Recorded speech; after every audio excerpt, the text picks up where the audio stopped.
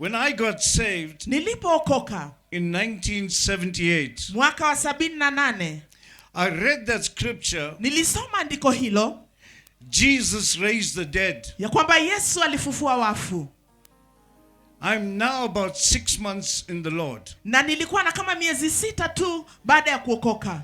And my dog, na mbwa wangu which is 5 months old, ambaye alikuwa na umri wa miezi 5, drank rat poison alikunywa sumu and died. akafa.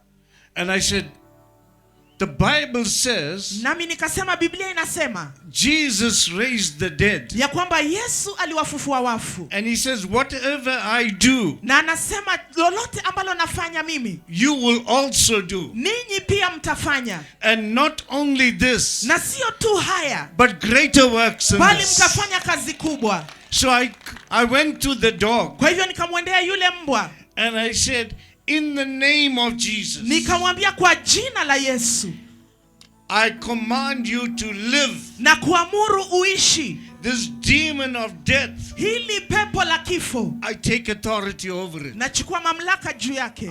I don't know anything about Jesus very much. Na sikuwa najua mengi I kumhusu just Yesu. read that one scripture. Nilikuwa nimesoma andiko hilo pekee, He raised the dead. ya kwamba alifufua wafu. So I want to see it now. Kwa hivyo nataka nione sasa. If God, you told me Ikiwa Mungu uliniambia in this Bible ndani ya Biblia hii that I can raise the dead, ya kwamba naweza kuwafufua wafu, and I can do greater works than what you did. na nitaweza kufanya makuu zaidi ya yale uliyotenda. After I prayed for the dog, Baada ya kumwombea yule mbwa, a dead dog, yule mbwa aliyekuwa amekufa the dog got up akainuka and took off all that poison. na akatapika sumu yote. And I gave it a bowl of milk. Kisha nikampatia kikombe cha maziwa.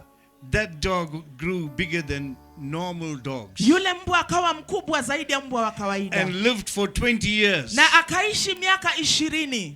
That's God. Huyo ni Mungu. If he could raise the dead, Na kama angefufua wafu, the dead dog, na yule mbwa aliyekufa, how much more you and I? je, itakuwaje wewe pamoja nami?